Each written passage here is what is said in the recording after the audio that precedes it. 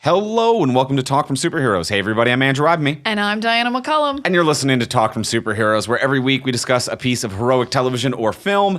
And this week on the podcast, we are talking about the single Marvel release of the year 2024. We're talking about Deadpool and Wolverine. It's all we got this year, guys. It's just Deadpool and Wolverine. It's crazy to think about it. When's the last time? They hope you'll like it because it's all they've got on the menu for this year. But yeah, we're talking about Deadpool and Wolverine, a movie I always want to call Wolverine and Deadpool, but I assume Deadpool has casting because it's his franchise. Yeah, I think it's his third. But I always want to Wolverine at first. Yeah, Wolverine does feel like he should get top billing of that one. Yeah, I was looking it up. It's the first year with a single Marvel movie since the first Avengers movie came out. That was the only Marvel movie that year. Okay, yeah. That actually surprises me. But I guess they were really just ramping up then. They'd only done 3 by then. They'd only done 3, and that was such a huge undertaking to be like, can we even make these schedules and this thing work in general? So that was a big thing at the time. Thanks for bringing in some cool knowledge. That's all I've got. And we're not counting Madam Web, you guys. We're just not. Disney Marvel films. Disney Marvel films. Why doesn't Sony count? There's reasons. Why not Madam Web? Well, have you heard our episode? Her mother was studying spiders in the Amazon. Peter Parker was born in that movie. And even then, was that this? Yeah, that was that this year? This year. It was February. It was early in the year. Ah, okay. That's kind of blending. It had blending into last year's holiday season for me a little bit. No, it had a No Man's Land release, as it should have. Yeah, okay. But not this movie. That's where it belongs. Not Deadpool and Wolverine. Well, this movie crawled out of the trudges of No Man's Land. The first Deadpool movie started as a February No Man's Land release and clawed its way up to summer blockbuster status. Yeah, you're right. This is a rags to riches story in many ways. I mean, everything about Deadpool and Ryan Reynolds as Deadpool is. From origins to the leaked footage to the first movie. It's all just been uphill, but pushing a rock. Yeah, a rags to riches Sisyphean task that has been going on here. So we're talking about Deadpool and Wolverine. This is a new movie. As we do anytime we talk about a new movie or TV show, we are going to give you a spoiler-free review. So in case you're on the fence about seeing it, want a taste of the episode before you do, or trying to figure out if it's worthwhile, we're going to give you a spoiler-free review of our general opinions. Then, once you hear the theme music, we will enter the spoiler-filled section and spoiler warnings then once we enter there. So let's start with the spoiler-free review. We'll start with the usual, the simple question. Diana, did you like it? This movie is nonsense, but I did like it. I liked it quite a bit on this day, July 25th, 2024.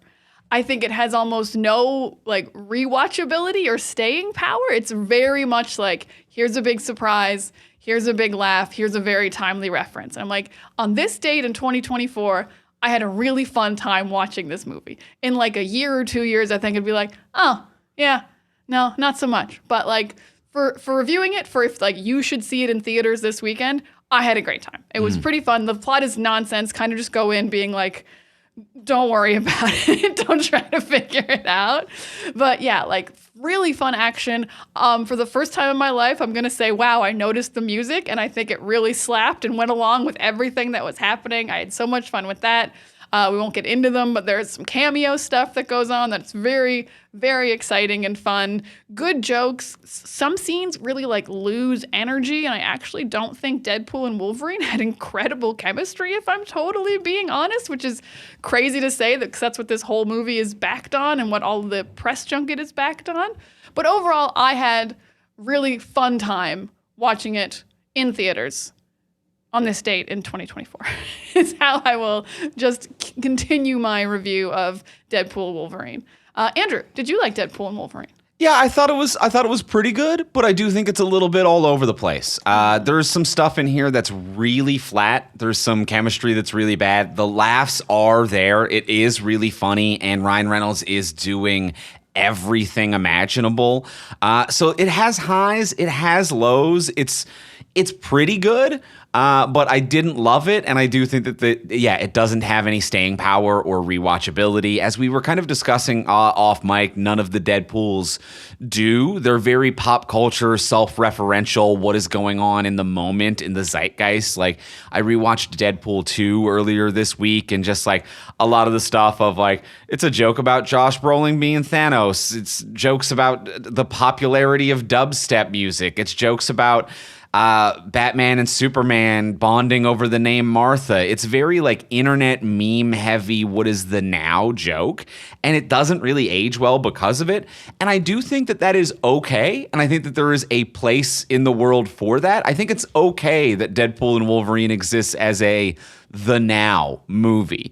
So I think it's only okay. I think it's like okay to pretty good, but if you have any interest in seeing it, I'd say see it now, because it has no value being watched later, because this is not comedy that will age in any way at all gracefully. It will just be meaningless drivel down the road. So like, but I think that like there is a value in that, and there should be more of that. So I kind of like that it's a comedy that exists now, but it's also really hard to parse my feelings about this movie because it is so much everything. One thing I will say, if you are a value hunter, this is the most movie per movie that I've ever seen movie. There is a lot of movie happening here, which makes it hard to even notice when this movie falls flat or doesn't work. Like, it feels like when someone's doing close-up magic, you know how there's like a distraction to make you look away from the trick? This movie feels like it's someone doing close-up magic, and the distraction is that the building is currently on fire, and the building is a fireworks factory. So there is the maximum number of distractions at all times, where like whenever I have a moment of I'm like, does the heart of this land? They're like, cameo, joke, fourth wall, bam, bam, bam, bam, bam. Dog. And I'm actually just like, I feel kind of dizzy leaving this movie, and had sometimes a tough time even remembering what happened. But from what I do recall, there were some good times in here. I will agree with all of that. And in a way, I think it actually feels very true to what knowing Deadpool must be like. Like, watching this movie feels like what it must be like to be friends with Deadpool for real. Not just like, I get to see him on screen and see his shenanigans. I'm like, I feel like I was with him on like, I'm tired in a weird way. Yeah, it is very like, it made you feel Deadpool. You experienced Deadpool. Yeah, and we didn't see the shaky chair, like 4D version that I know they have. We just had the regular 2D, like, but you feel like you're like, yeah, we Deadpooled. Yeah, like in moments where like Wolverine is like, does this guy ever shut up? Like, there are moments where I'm in the theater and I'm like, oh my God, does he ever shut up? This is actually getting too much for me as a viewer. So yeah, it is a sensory experience for sure. There's quite a lot going on here. Mm-hmm. All right, so we're both a pretty high like for now. Yeah, a pretty high like at this moment. And then I think this is a question I know the obvious answer to, and I think most listeners would. But can it be spoiled? Let me think. Real, yeah. Yeah, that's going to be a pretty quick can it be spoiled section. Yeah. Sometimes I flip-flop. Not today. Yeah, it can be spoiled. There's a bunch of stuff to the point where I'm probably going to say that this has already been spoiled. If you are listening to this literally at any point other than the early and exclusive Patreon episode that we release on Thursday, then I'm willing to bet the internet has spoiled this for you already, or at least much of it. The internet spoiled it for me, and I was avoiding spoilers and saw the very first showing. So thanks, internet. Yeah, it's Boo to the internet. The internet's bad. Yeah, I'm the first one to say this. You're the first one with the hot takes. Yeah, there is no tact or grace around this. I don't know why everyone is just spoiling everything with this. And like, I understand it's meant to be a goof, but that doesn't mean that like you should be posting YouTube videos with like, here's a list of all of the things that can be spoiled for you. And the spoiled thing is in the preview image. Yeah. Which is what happened to Diana. I think people could kind of fucking cool it a little bit, frankly. Like, I just don't understand why. And it's like been a societal problem for a while, but like also like really with like comedy, I feel like there is something about people being like, well, I can just rob people's joy of a comedy. And I think it's worse with comedy. Because like that's someone's laugh you took away from them. Yeah. There's like plot twists and then there's laughs. And you can't get a laugh back. No. You really only get one laugh from a joke in your life, like a good one, unless you've completely forgotten it and watched it like 10 years later or something. Yeah, like a really good joke can kind of get you, but like it can get you multiple times, but it's hard to do that within the same day, weekend, or week. You know, you kind of got to give comedy a bit of time to forget it, to go back to it, whereas good drama can make you cry multiple times. But yeah, people just don't respect spoiling comedy, and I find that really rude. The internet's rude. The internet is rude. Our hot take of the day. The internet's rude. Well, let's get into the spoiler-filled section of the episode. Let's talk more about Deadpool and Wolverine.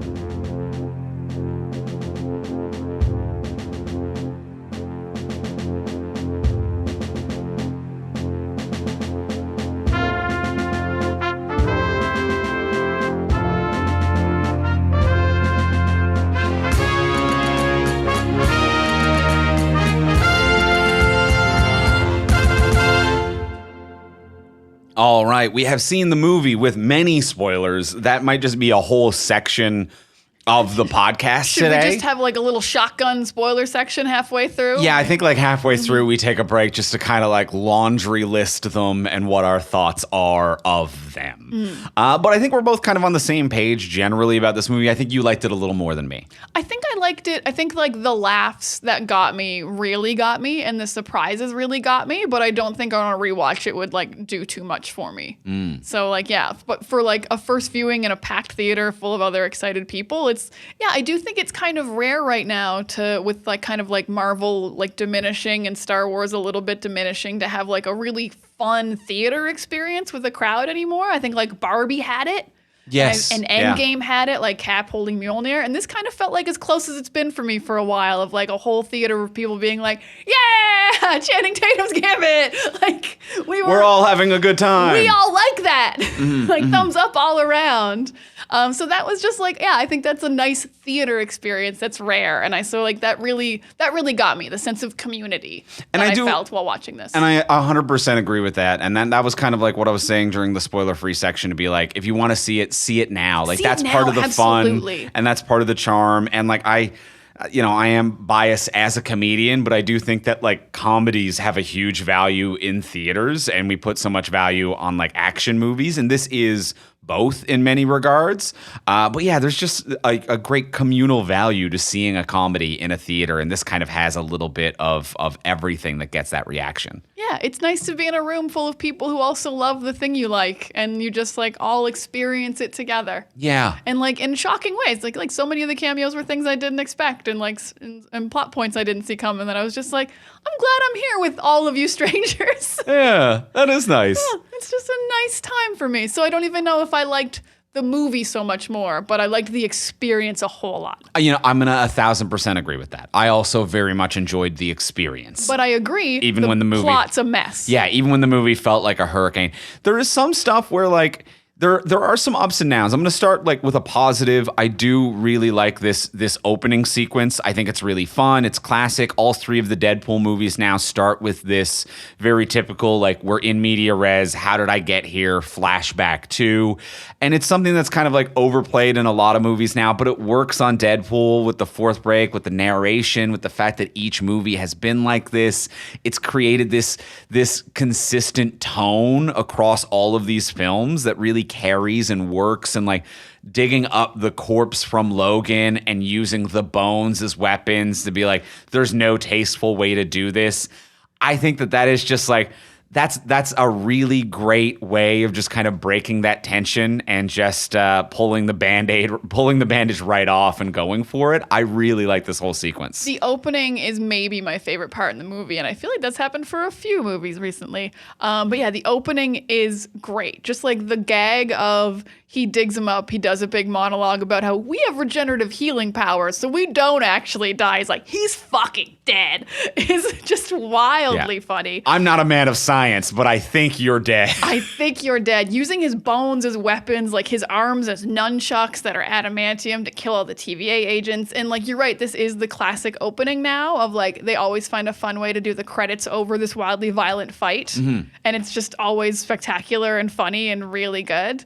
Great. And the dancing to Bye Bye Bye. I was gonna say, me actually noticing music, if it's a pop hit played to full length, I'm having a great time. Yeah, him taking dance breaks in the middle of killing guys is just so like, this is classic Deadpool. Yeah. This is just epitome essence of Deadpool, this whole opening part. Like, something goes wrong, he retaliates, he fixes it, he overcompensates with comedy and body horror in a fun, oddly wholesome way sometimes, but definitely not other times. Yeah, just wildly funny, wildly good choreography, just different. I've never seen Wolverine's bones used as weapons by other people. I think that's cool. That's and new cute. for me. And cute. And cute. It was cute. And a fun dance sequence that made it kind of like charming. I agree, this was Deadpool microcosm, where it's like, okay, we're hitting you with narration. If you didn't see the other two movies or don't know this character that well, or it's been a while and you kind of forgot, it's a really great, I'm not going to say palate cleanse, but palate refresher to be like, we're hitting you with every aspect of, you're getting narration, you're getting fourth wall break, you're getting hyper violence, you're getting kind of lewd juvenile humor, you're getting a few sex jokes, you're also getting a few kind of wholesome, playful, what if he's dancing to Bye Bye Bye, pop culture referential jokes. It's like, it gets every beat of what the style of these movies and him as a character is, all in one really well done sequence. And also, I think it was probably the best choreographed fight of the movie as well, where it was just like, I saw everything that was happening. The stunt people were doing great work. The visual effects really just kind of popped. Everything was clean and well done. And I liked the combat of that one the most. Yeah, the fact that it's just this straightforward fight with just Deadpool and the TVA agents, it felt very like the leaked footage that getting one made. It felt like they were like, this is how we sell 3. Yeah. We're going to do this sequence. And it's like, not that you had to sell 3. Obviously, Marvel was like, yeah, we're going to make more Deadpool movies. It's like the most profitable franchise. But yeah, it felt like a microcosm of like, you can just show this to someone and they'll get it. Yes, and 2 does the same. 1, 2, and now 3 does the same thing. It's a good style runner. I fully agree with that. I fully agree with that. And then I think it immediately gets a little clumsy. It does get clumsy, and here's the thing I want to say off the top about the clumsiness, because this is the vibes I get from this movie, and I don't think this actually happened. But this movie feels like it was written, and they were told they could use like nothing from the MCU, and they filmed half of it. And then Kevin Feige showed up and was like, why isn't there more MCU stuff in this? And that's not what happened at all, because Marvel had fully bought Deadpool 3 by the time they were doing 3. Like, there's no Fox or Sony involvement. Mm-hmm. But half of this movie is like, oh, we can only use Fox, Sony stuff. And then half of it is like, make sure it's in the MCU with deep lore. And the right after this opening sequence, it starts being so weird. I have no idea how Deadpool got to 616. To be interviewed by Happy. I needed I needed to jump through some internal logic mental hoops to figure out what the fuck was going on. And granted, it's on me for giving a shit. That's on me. But if they're going to put a thing on the screen that says you're in 616 or you're in Earth 1005, then you have to explain it. I 1,000% agree. You've answered a question that I have. You said that this has an answer. Because for whatever reason, and I didn't ask questions at the end of Deadpool 2. At the end of Deadpool 2, he has Cable's time watch to get to get Vanessa back. And he's like, while I have it, why don't I hop around the timeline? Which is kind of the multiverse because he kills himself as actor Ryan Reynolds before playing Green Lantern. But at that point, it is essentially mid-credit goofs, ones that don't need to have an internal lot. Like, yeah, he kills himself twice. He kills Wolverine in Origins. So it's just like, oh, it doesn't make sense, so who gives a shit? But I guess now it can actually dimension hop, and he went and applied to the Avengers, and Happy is like, I don't know who you are, and also how would you even, I mean, I guess he breaks the fourth wall, but like, you know, and want to be part of the Avengers. But like, didn't he say he destroyed the watch after he saved Vanessa? Like, I have no idea how he got there or knew what the Avengers were. Like, why would Vanessa be proud of him on a different world? Yes, 1,000. And that I think is my biggest, is that even aside from the sci-fi comic book logic or whatever, to be like, okay, whatever the fuck, he's on the Earth with the Avengers that we know applying to the Avengers. He got there for whatever the fuck reasons. Mm-hmm. Somehow he is there. Don't even worry about it. It just, the flow is all fucked up because we get the opening in media res action sequence of all the other Deadpool movies. And it's I bet you want to know how I got here.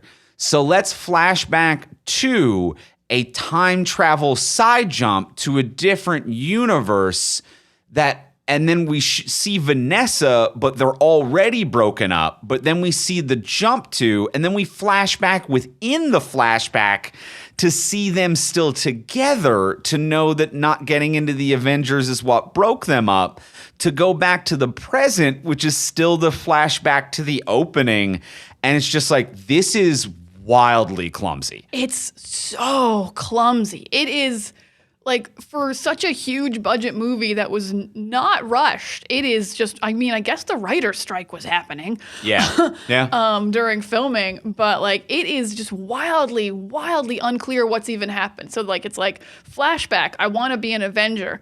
Time jump, now I work at a car dealership because I didn't get to be an Avenger, so then I wanted to stop being a superhero.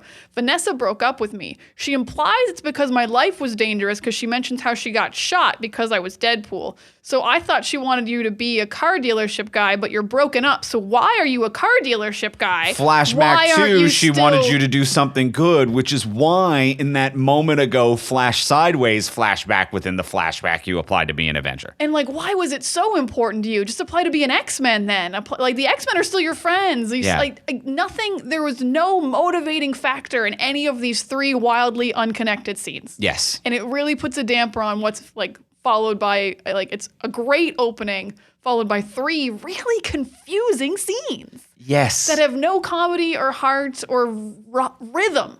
And you just feel a little like, you feel like a video that's buffering. It keeps like, oh, wait. Huh? What? It's just flat. It's just all flat. And it's flat. It's flat, but the flashiest kind of flat imaginable. And that's why that this is so confusing, where it's just, it is a close-up magic trick that doesn't work, but behind it is a fireworks factory exploding. Where it's just like this has no flow. The time jumps make no sense. The scenes don't connect to one another.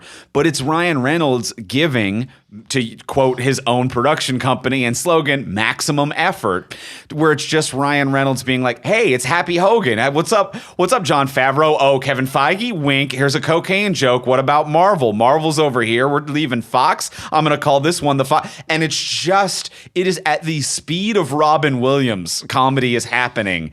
And it's so overwhelming that it's hard to even notice how flat this section is. Yeah, this happens throughout, like, I actually think a lot of the movie. Ryan Reynolds is always so good. Ryan Reynolds, just a wildly talented man, always doing 110% every scene, and also like doing it well. Not just like, I'm like trying to bring some energy. He's bringing energy. He's always funny. Ryan Reynolds absolutely rules. But there are a lot of scenes in this movie where it's like, they'll start off and it's like, whoa, here's a big thing. And then the energy just kind of just gets sucked out somewhere. It feels like there's like a vacuum in the room that's just like, and you're sitting there and you're like, wow, I was really excited when this scene started. And then somehow this scene has really lost the momentum. Yeah, this like, I think especially like the long sequence with like, it's just all talking with like Gambit and Elektra and Blade. Like that was like such a big pop. And then like by the time they came up with a plan, I was like, kind of sleepy. This scene hasn't really like, didn't have any energy in it. Like it had no movement. It had no like, the banter wasn't fast other than Ryan. It was chaotic, but it was interesting because it was chaotic and not because it was interesting. Yeah. And I think a lot of scenes are like that. Yeah. Yeah. So yeah, just very strange. The whole, once that whole opening sequence, once we meet the friends and get those little flash around, it just is kind of weird. The TVA is also very weird. Lay it on me. The TVA until he leaves, because like he gets to the TVA and Ryan again. Oh my god! Like this whole part about HR and the tailor was too handsy. It's so funny. Mm-hmm. So again, you don't even notice that the plot is making no sense because it's like. He gets to the TVA, and then there's just so much exposition for Mr. Paradox. Sure. I've made the timeline killer, and there's an anchor being in every timeline, but you're here if you want to live, but we're gonna destroy your timeline. It's such a huge dump of information of like, why are you just like Bond villain telling him your entire plan. I'm going to defend that. I didn't mind that. You didn't mind that. I thought it was real back and forthy. I liked just getting it the fuck out of the way. I liked just one scene where it's just like, here is all of it, and Ryan, it is up to you to every now and then improv a joke, wink at the camera, break the fourth wall, or do something to keep the energy of this up. We are not going to drip out exposition for 20 minutes. Here it all the fuck is. And then they do still end up dripping out a bunch of exposition for the rest of the movie. But if this was it, I'm like, I like this exposition dump. I think that this is a successful, just swallow your medicine, the audience. And I kind of respect that. I think we were asked to swallow a pill that could have been 2 edits smaller. Okay. I think describing this plot was like 3 paragraphs longer than it needed to be. Fair enough. But I get what you're saying of like, we're not going to like seed you information throughout this film like you're actually going to be surprised there's a MacGuffin or something. There is some respect to being like, it's Act 1, here's the fucking MacGuffin. Yeah, it's a Deadpool he says movie. the MacGuffin machine at Yeah. one point just to be like, that's the thing that we're going to need We're at going to some destroy point. or use this later. Yeah. That's the thing. And I do respect that. But then once I think the Wolverine montage is wildly fun. That is Then great. That's great. Then we start rolling again. We start picking up steam again a little bit. Yeah, the Wolverine montage is super fun. Henry Cavill Wolverine. Yeah. They also just have jokes that aren't cameos, which is really, really nice. The Wolverine on the big cross, and he's just like, no, thank you. No, this is too much. With all the skulls everywhere. I forget what issue that's from. I don't know what that is. Yeah. But oops. Yeah, the X-Men Apocalypse one kind of like adamantium appendage one where it's like he's got one claw arm and then like the one crushing appendage. So like there's that version of him. The real Small King version of him is such a funny and also Is just that such a how funny tall fuck he's you to supposed like to be? that's how tall he's supposed, and like people like during first movies like super nerds who are just idiots and assholes online were like, it sucks how tall Hugh Jackman is, he's meant to be short. If you look at the comics it says he's only 4'2", and it's like, this is what it would look like. This is not right. Enjoy this. Yeah. Here you go, nerds. Yeah, this is what you wanted. Drink it in. Does this work? And it's like, oh, whatever. Small King's kind of funny. Oh no, he's great. He's basically Puck at that point. Yeah, it's kind of it kind of doubles down with what the role Puck plays in Alpha Flight. But yeah, we get little him and then Henry Cavill him. As soon as they showed that back, I was like, I wonder who this is, because immediately I'm like, that back is huge. Hugh Jackman's not that big anymore. Yeah, Hugh Jackman's big, Not but- at whatever age he is now, like 50. Yeah. Hugh Jackman's ripped, but I was like, those are the traps of a brick shithouse. I'm like, is that Reacher? yeah, he's huge. Is that fucking Reacher over here? Henry Cavill, also huge. Also huge. Welcome to the MCU, Henry Cavill. Yeah, so that, a fun cameo there. Yeah, very playful. I like that he's here. I like that he's here. I didn't know he was like ever like one of those like highly considered for Wolverine guys. Oh, he's one of those like fan The name casting just ones always where pops everyone's up. just like, oh, he would have been so good at it, huh? And it's like, whatever, I guess. Probably. He's a talented actor. He's good at a lot of things. He can do a lot of stuff. So I'm not really stressed about it. I'm never worried about Henry Cavill. Not worried about Henry. Some people are for some reason. They're like, oh no, he's not Superman anymore. I'm like, he's fine. He's going to be just fine. He's doing just Everything's going to be fine. just fine. But yeah, I agree. This montage, blessed. Very fun, really charming, really good time. He gets the bad Wolverine, the worst Wolverine as it's called. This was a little surprise for me about why he was worst, I will say. I was expecting a much bigger turn of why this was the worst Wolverine. Same. This was because everyone thought this was going to be Old Man Logan Wolverine. Right. If you know who Old Man Logan Wolverine is, what happened to him? So Mysterio made him think he was fighting villains, and he was actually killing all the X-Men with his bare hands. I don't know if they thought that was too dark, but if you're like, this is the worst Wolverine, I was like, okay, so he physically did something, not he physically didn't do something.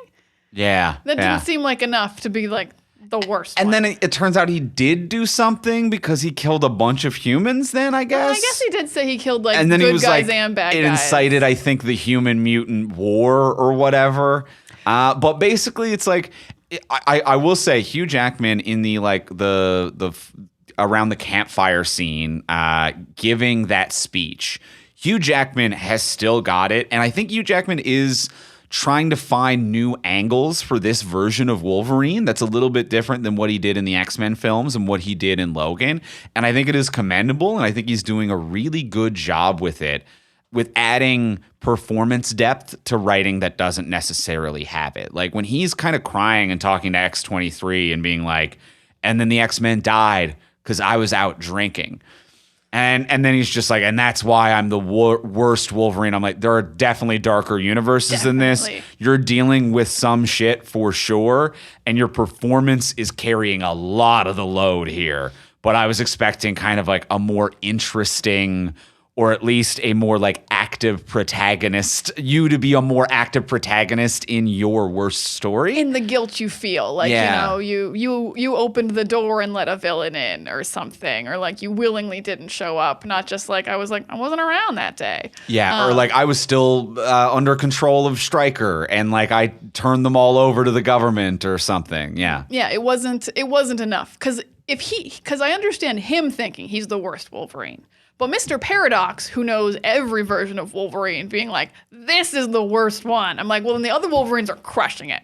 Yeah. Wolverine on a scale of Wolverining is really doing well. Yeah. This isn't that bad. Yeah. It wasn't strong enough. Another one where it just kind of like, it falls flat a little bit. But you're right about performance, because also when he's getting like a little bit mind controlled by Cassandra and she like takes his pain away and makes it quiet, the relief in his face and body, like when you can tell that she's done that for him, is absolutely palpable. It felt like, Deadpool finally stopped talking. He's just like... Yeah, of her being like, I can quiet it, and the memorial in his mind for the X-Men is where he is. And he really sold, like, I just had all my guilt, like, lifted off my shoulders in this moment. Yeah.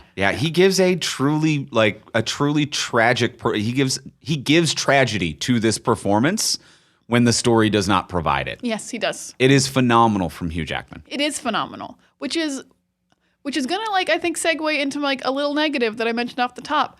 I don't really find him and Deadpool work all that well.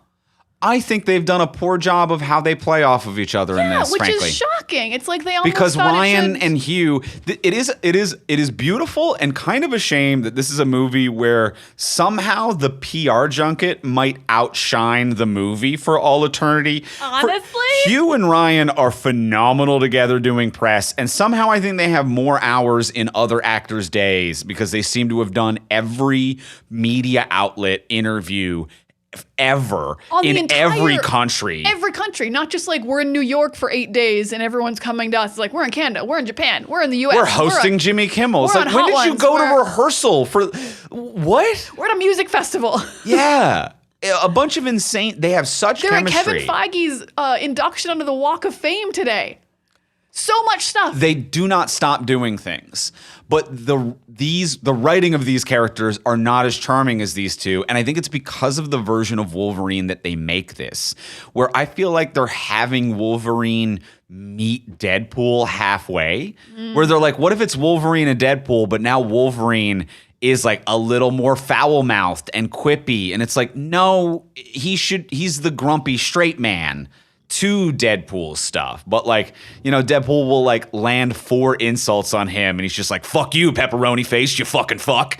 And it's like, I think 3 fucks actually didn't work here. Like Wolverine should get maybe 3 fucks for the movie. And it's just little things like that where it's like, I feel like they're having him meet Deadpool's tone. I agree that makes it less funny, because I will say, I think the best way to notice this was we'd seen like the trailer where like Wolverine says fuck a lot, just in the trailer. He's like, let's fucking go in the R-Band trailer. He says fuck a lot. And then we went to a PG movie and they had the PG trailer at the beginning and Wolverine couldn't say fuck as much. And I was like, this movie seems way funnier. Yeah, it was. The trailer for Deadpool when Wolverine couldn't swear was almost exactly the same, except they took the fucks out. And I was like, man, this movie seems way better. Because those are 2 different guys. And I'm not saying... There's a guy who likes fart jokes and swearing, and then there's a guy who's like, I'm just a normal guy with trauma. and I don't want to be here. I have knife hands and trauma, and I'm tired. and I'm old, yeah. And I can't die, but I don't swear or use crass language in this way. 1,000%. Even though it makes sense that he would, but that's not where comedy lies. I agree. It's not where comedy lies. And like, I don't think either of us are arguing that this should be a PG movie. It should be that Wolverine is a PG-13, you get one fuck-a-movie character, and Deadpool should exist in a rated R movie, and that's what those universes are. And it's also just a better comedy pairing in that regard. Because the whole idea of why Deadpool's funny is that he's an R-rated character in a PG-13 universe. Yeah. So you've given him an R-rated sidekick. Yeah. Instead of, or co-partner, or whatever you want to say, instead of being like, no, it's PG-13 Wolverine. They're from different universes. Get it? It just doesn't, doesn't quite work. It just doesn't quite work. And their banter is like, whatever. And then they just have like a bunch of fight scenes where they murder each other for like hours and hours and hours. Which I'm like half and half on. I'm also half and half on it. Like, I think the Honda Odyssey scene is really fun. I like that. There's something about like we've added a prop. There's close quarters. There's things now where it's like getting bloodier and bloodier, which is very funny. And it's just like we've changed the way we have to do choreography here. Whereas some of the other fights, it's just like, okay, we're slashing it up, but it's not as interesting. The Honda Odyssey fight was we've added a new dynamic to it, and I think that that's interesting. I think I actually liked the first fight more, the one with the 20th Century Fox sign. Oh, really? I think Okay. The choreography was better, but I agree that the Honda Odyssey fight is like oh, this is a new location, more interesting stuff. But Yeah. I think I liked the gun kata kind of choreography that was happening in the first one. Okay. Interesting. But yeah, it was like just another thing in this movie where it's like, oh, this fight is just wildly unmotivated. But like, even like Deadpool just look at the camera and be like, you guys want this? Here we go. So we're going to get it. Here we go. And we get Wolverine kind of like doing the crawl or whatever in the fight, and that was kind of cool. I mean, the fan service is fan servicey, and it's honestly though, it does make you feel nice. Like he does the crawl, he's got the comic accurate suit, he puts the mask on at the end. Yeah. That's all huge. It's like it's fan servicey, but it's also like we've been denied this for 24 years. Yeah. So it's nice. It's like thank you so much. All the Wolverine fan service really works. It really for me. landed. Yeah. Oh, the one brown suit when he was fighting the Hulk. I loved that. Oh yeah, in the like him looking for ones and just the like the Hulk being right behind him. That's very funny. Yeah, Deadpool That's really recognizing it and being like, isn't that what you were when you fought the Hulk? Very funny. Huh? This is how you make a reference funny.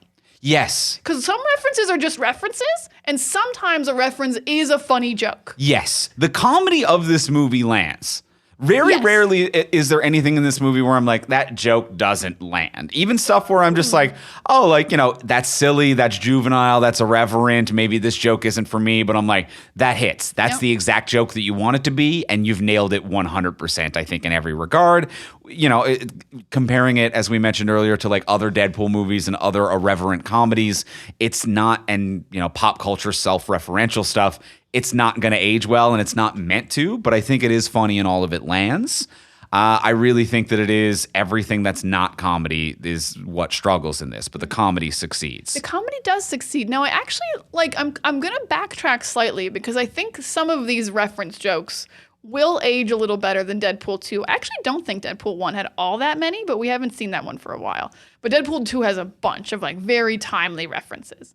What I think makes this movie a little bit better and will make it a little bit stronger than 2, going forward, is that all the references are to things that made it into mainstream because they were so long ago. It's right. It's not like Thanos as Cable this year, Josh Brolin as both Thanos and Cable in one year. That's a very that was a moment. But it's Blade was Blade. We all remember Blade. These references are more cameos, and it's we all know Chris Evans was also the Human Torch. That's going to continue on for forever. We all know he played both characters. Yeah. That's not a thing that we're going to forget like the Brolin thing. That's not as timeless as Chris Evans is both these guys. Yeah, I do get that.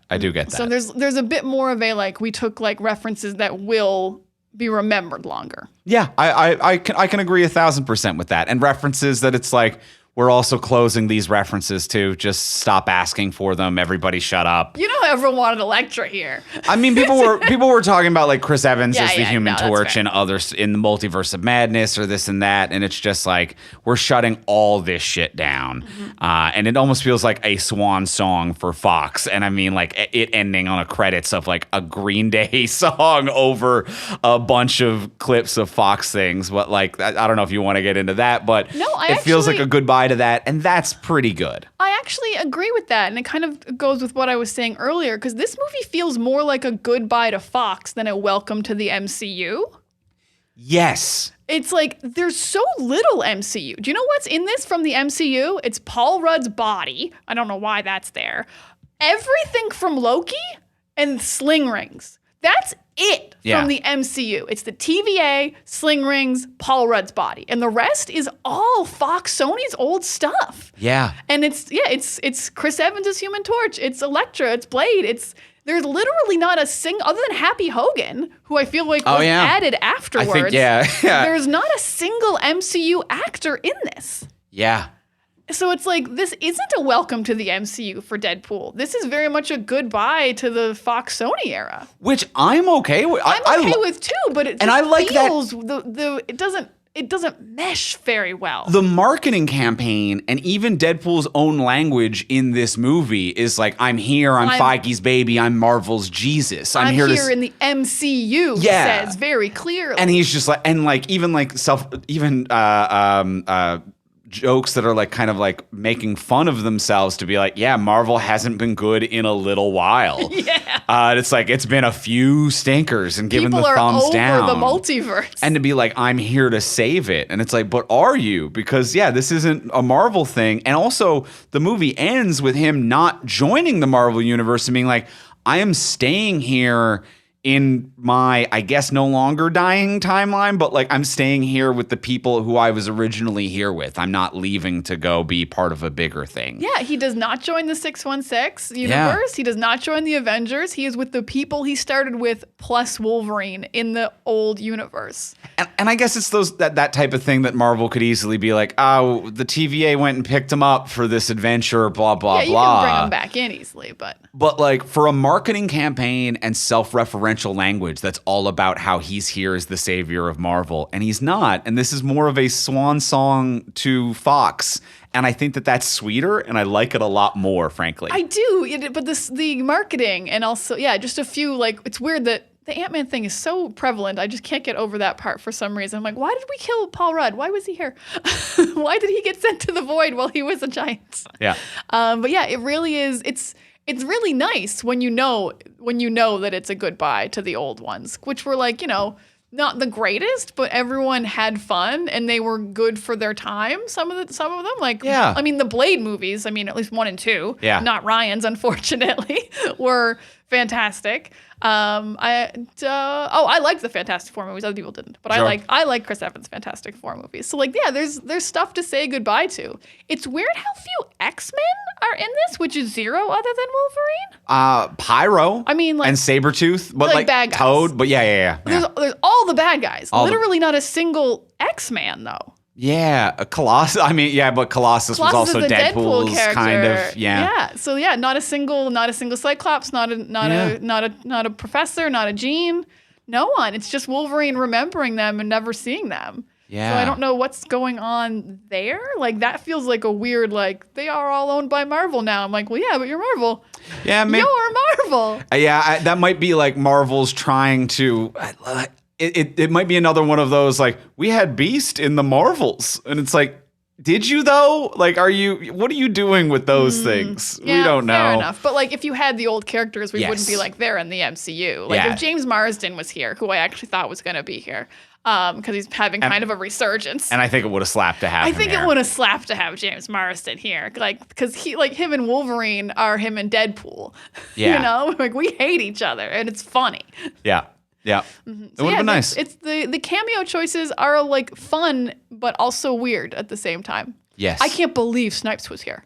I also can't believe Snipes was here. shocking. Like, I feel like I've learned in recent years that he has a little bit of a sense of humor after like What We Do in the Shadows. I'm like, oh, that was funny that you were on that as like Blade. Yeah. And you're here again as Blade, but I really thought you hated Ryan Reynolds. Well, like even the joke within the movie of him being like, I don't like this guy, and Ryan Reynolds being like, you never have. You never have. And to be like, that's funny, but the fact that you got him on set to be around for that joke, or maybe that joke was added later and he doesn't know you made it. That's kind of the thing about wearing the mask the whole movie. Yeah, you can Ryan add whatever can you want change later. his lines to whatever he wants them to be. Either way, you have Wesley Snipes set that up. You know what I mean? Yeah. So some interesting stuff when it comes to the cameos. I think it is the more I think of the cameos as a swan song goodbye to Fox, the more that I like them. Yeah, no, I think that's fair because you got someone from all of them. Because you got Fantastic Four, you got Blade, you got the Daredevil, you got Gambit, who didn't even exist. This was so lovely.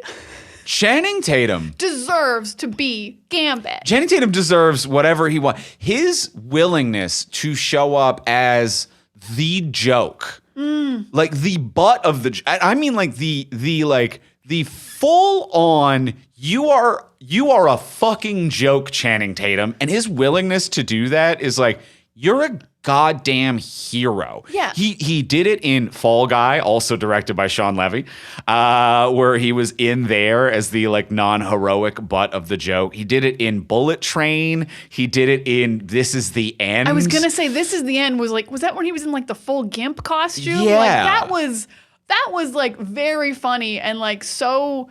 What's the opposite of toxic masculinity? Just very self-confident and willing to just be the most handsome man ever. Who's I'll just fall on the floor for you. He is the most selfless, true team player. An absolute. He's like, you need me for 2 minutes or 2 months. I am there. Make fun of me every second.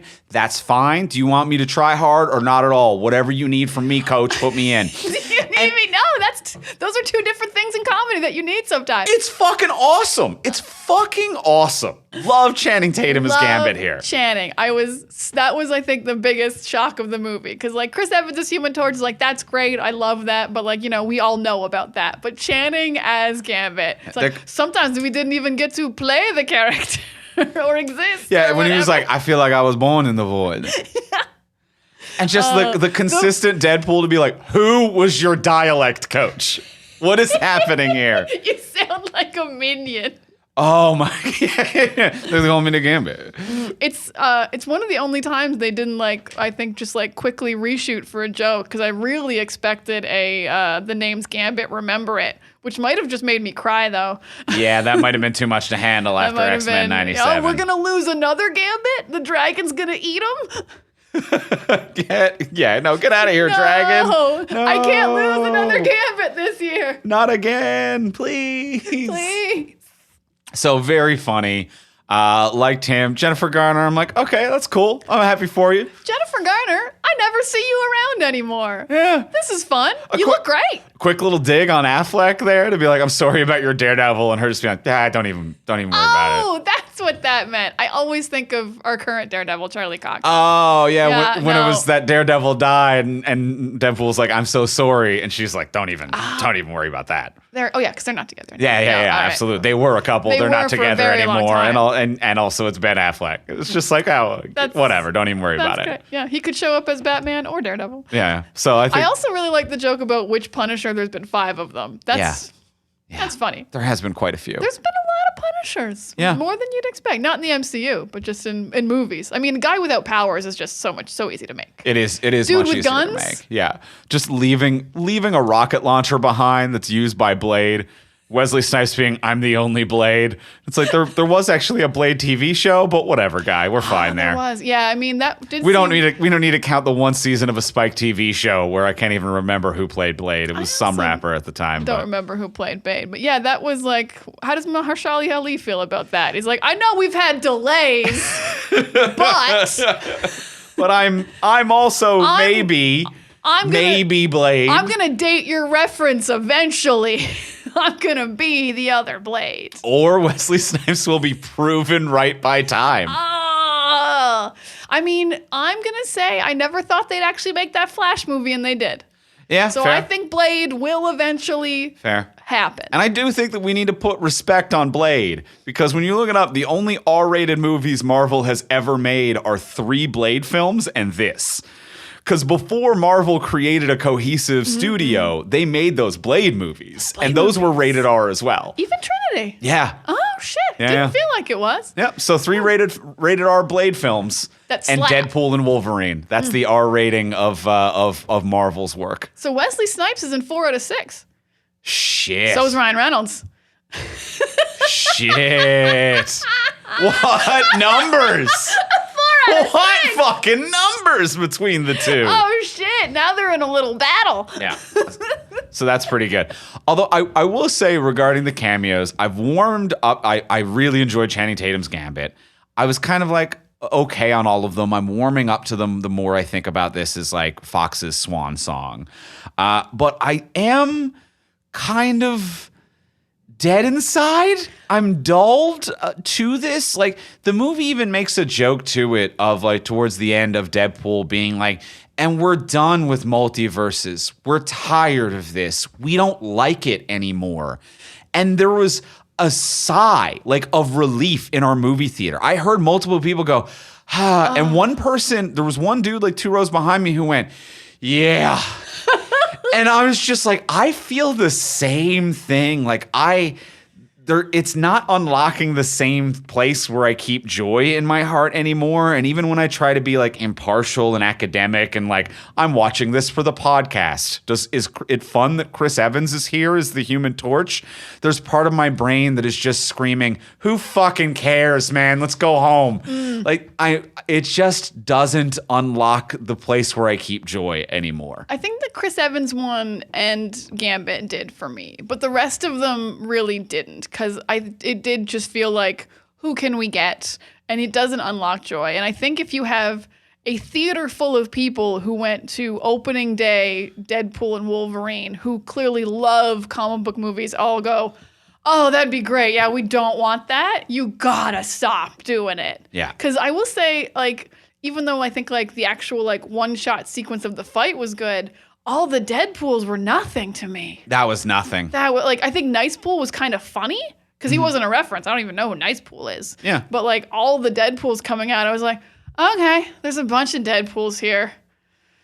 Fine. And Nice Pool being this goes back to what we were saying, or what I was saying a little while ago, that like the comedy always lands, or pretty much always lands. Because Nice Pool is just flat out funny. Yeah, he's like, I can only lightly access the fourth wall, the proposal. That was the funniest That was maybe part the of biggest whole laugh of movie. the movie. You know, I There's don't also have a long- healing powers. There's a long pause after he says it. It was so good. The comedy works. Then it's like, and here's a bunch of them. And you're like, okay, but like, all right. And then Pete's here. And Pete's the one who everyone calms down. And now we're on to the MacGuffin. Mm-hmm. Okay. Yeah, it was. Yeah, the multiverse stuff. Yeah, it just doesn't. It doesn't unlock anything. I think they came in too hot with 3 Spider-Men.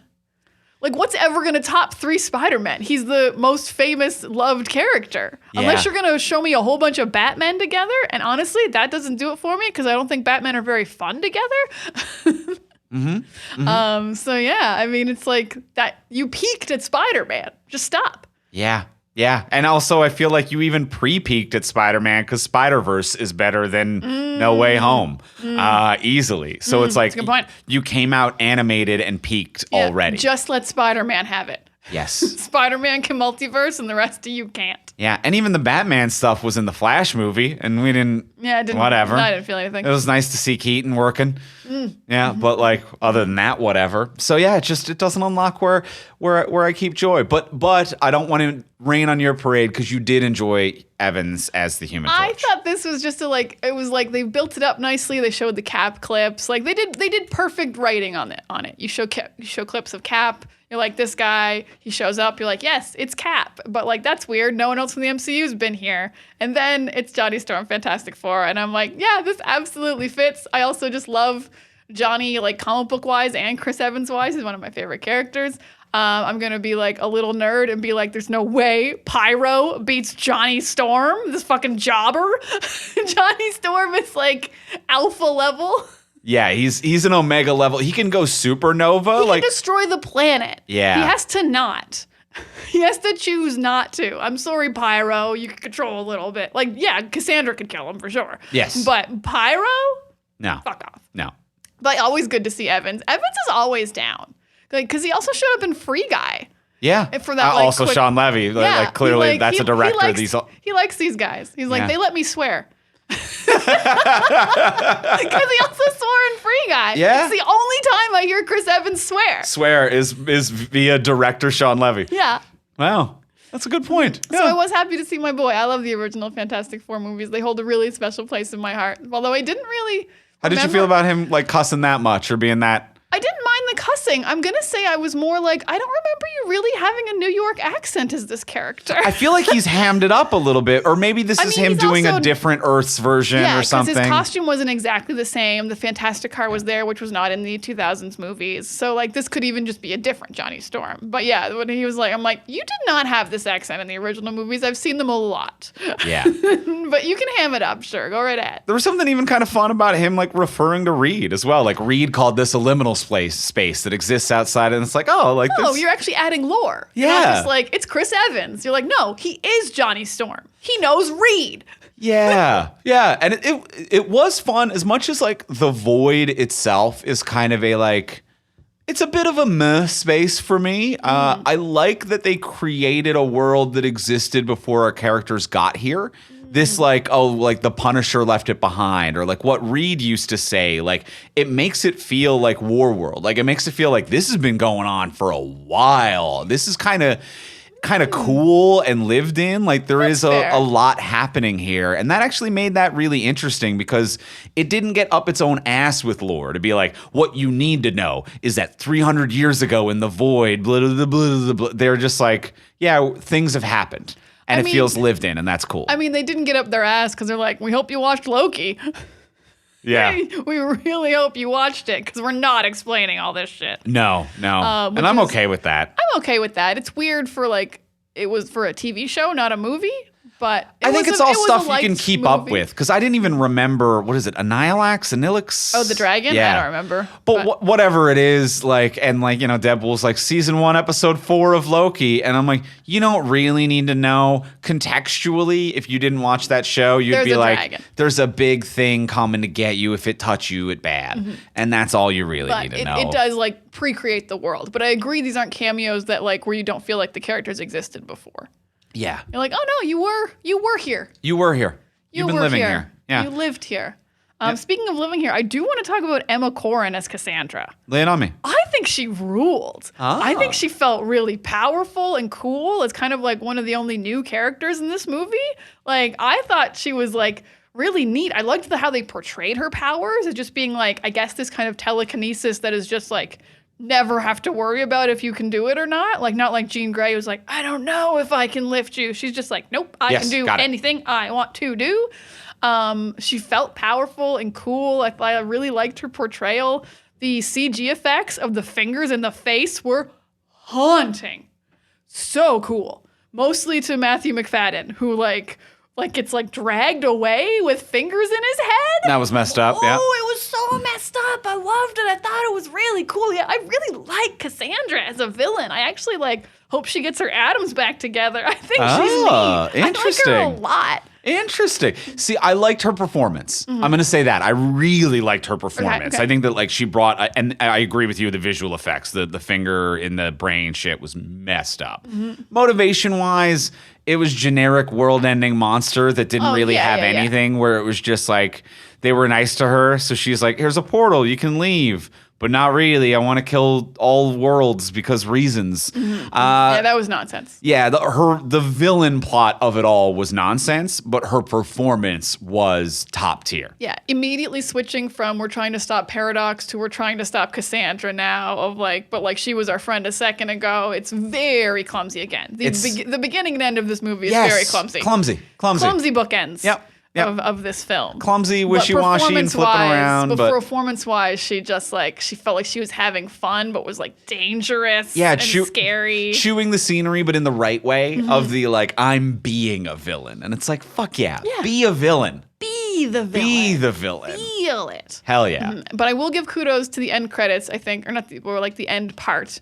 Again, Diana noticed music again. I do think it was very fun going with like a prayer while Wolverine and Deadpool are holding the cables.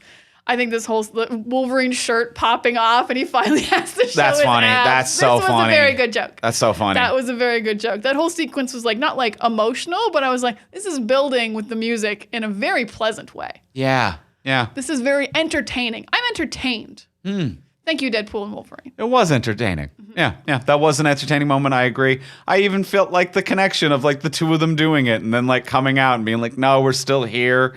And then Paradox just being like, God fucking damn it. I think that's fun and charming, and there's a lot to that. Oh, I'm sorry to just like repeat jokes, but also the runner of hoping Magneto was alive. Yeah. Just wild. I don't know why he wanted Magneto so badly, but like, is it Magneto? Fuck. And also just like the joke of like, what about Magneto's helmet? She melted it down. God damn it. That's very funny. Like, think that. Yeah, everything Ryan's doing. Yeah. Really? Yeah, you're right. Every joke lands. Some scenes don't have enough. Yes. But everything Ryan is doing is absolutely landing 100% of the time. And there's some jokes that are like fine that Ryan is 100% selling and making it work. Yeah, all of the jokes land, and just some of the stuff is just like a little bit sloppy, and that's just kind of like the one bad side of it.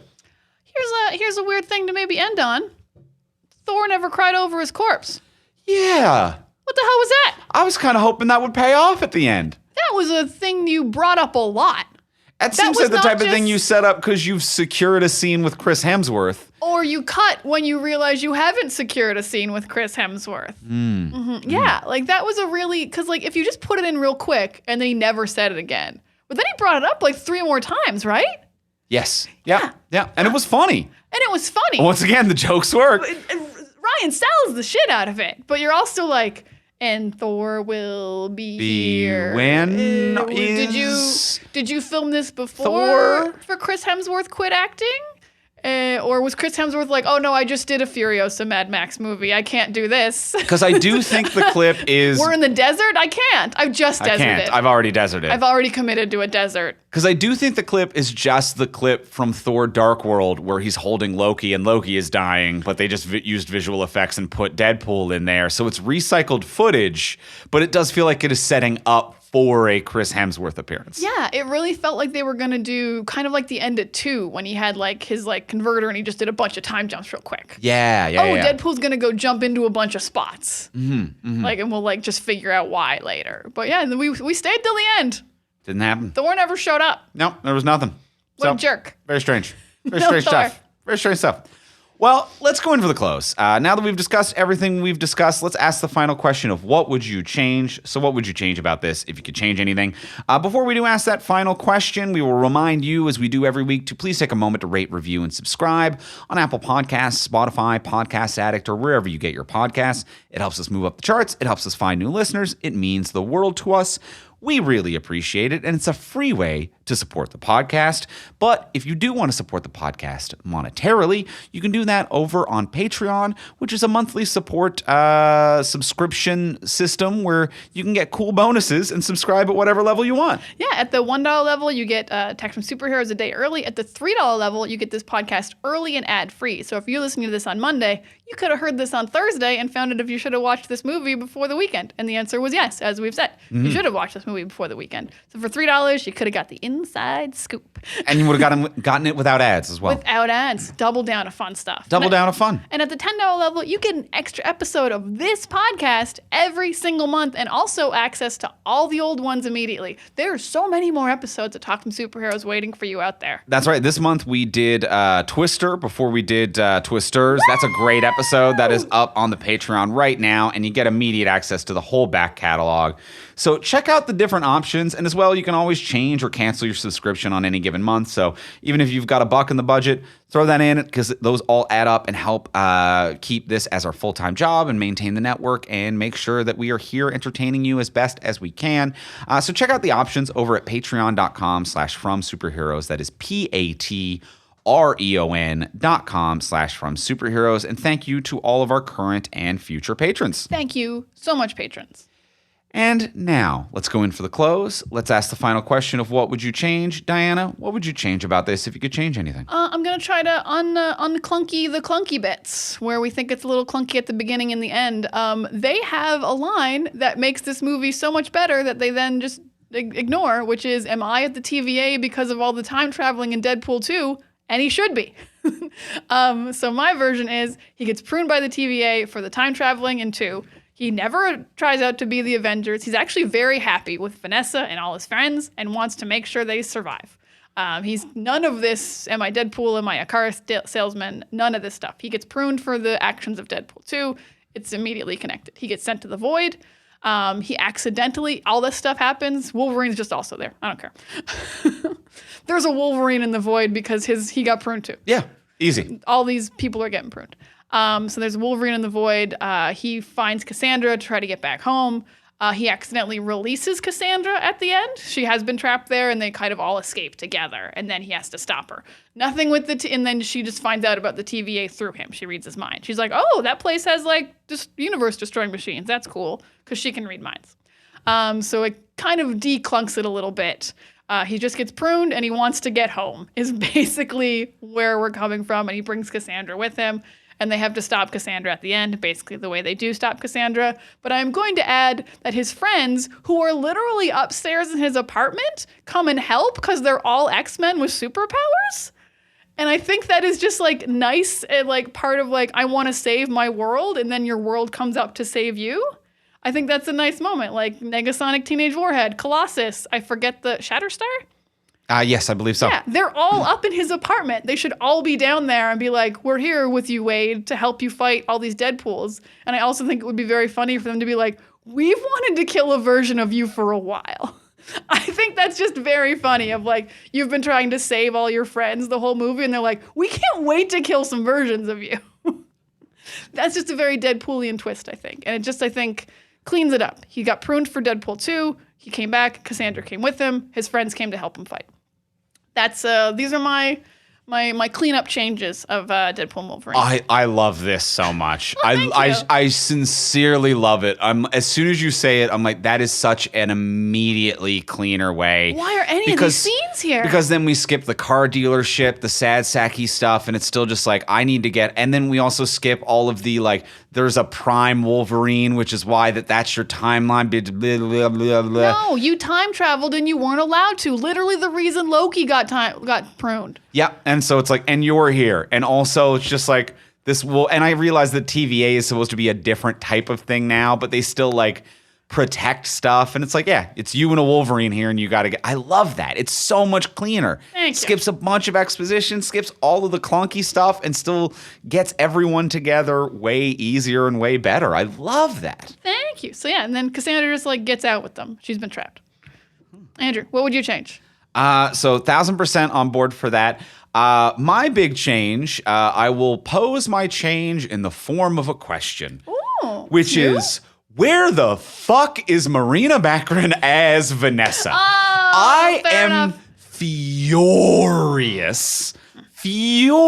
because last movie she got fridged, and they got backlash for it, rightfully so. And you know, they time changed to undo it at the end of the movie. But either way, that was 2 hours of film without Marina Baccarin as Vanessa, who is phenomenal. And phenomenal as that character. She's always so good. A great actor and great in that character. And also the heart and soul of Deadpool's emotional core in this series as well. This is the second movie in a row where we're getting flashbacks of the first movie and not getting new scenes with this phenomenal actor who has terrific chemistry with Ryan Reynolds. Terrific chemistry. Like the first movie, I buy into their relationship so much. They sell their relationship and chemistry to the point that, frankly, it does carry 2 movies worth of emotional weight, even without new scenes between them. But it is rude as shit to have a second movie in a row where she does not get, and she's like around, but like they don't get core scenes. And it's just him talking to Wolverine and be like, I love these people. I've got to save these people. I love these people. I've got to save these people. I'm like, then where the fuck is a scene with these people? Show me how cute you two are together as characters and as charismatic performers. So I don't really care where you put it in. Like, it probably would be in the first act, but I'm like, I need scenes where, and with your pruning thing, we don't need to do the sad sack. If we were to combine the ideas, we don't need to do the sad sack, I'm a car dealer and we're not together anymore. Just show them the way that we did in the like montage of the first Deadpool movie. Show how awesome and cute they are and how happy Wade is. Yeah, and he's then, just happy. If he is happy and in love and like he got her back in change time, and that's awesome. And holy shit, their crazy matches each other's crazy. And we buy that as an audience. Then we buy into that journey of him wanting back so much more than flashbacks to the first movie. So I really just want at least like 2 to 3 scenes with her and Wade having a beautiful, wonderful relationship, because she's a fantastic actor, a great character, and they both have incredible charisma together on screen. I will absolutely agree with this. Yeah, it is very telling that you keep flashing back to Deadpool 1 to be like, man, that really worked. We are not going to do that again. And it's like, why? Why like, wouldn't that is, you? if you want me to feel something, which you do every now and then in these movies. They're comedies, but you always try to have like a heartful core, and that is where it lies. You're 100% right. And like, yeah, some beautiful scenes at the beginning would be nice where they're cute and flirty and they are super in love. And then I would even accept just to have her in it more if like she's Lady Deadpool and her crazy matches his crazy. I also had that run through my head as well. And he's like, yes, our crazy matches each other, and then they can team up for a bit, and she can leave and go back to her universe, and he can get to his Vanessa. Like, just to have her in the film more, because like she could also do action, like awesome. Yeah, like she's been in Stargate, she's been in Gotham. She like likes actiony sci-fi things. Firefly, obviously. Like, yeah, give her more to do. It's so rude. She's so good, and they're so cute together. And also, you owe her after fridging her in the last movie. Not only is this narratively the better choice, you fucking owe her for even coming back.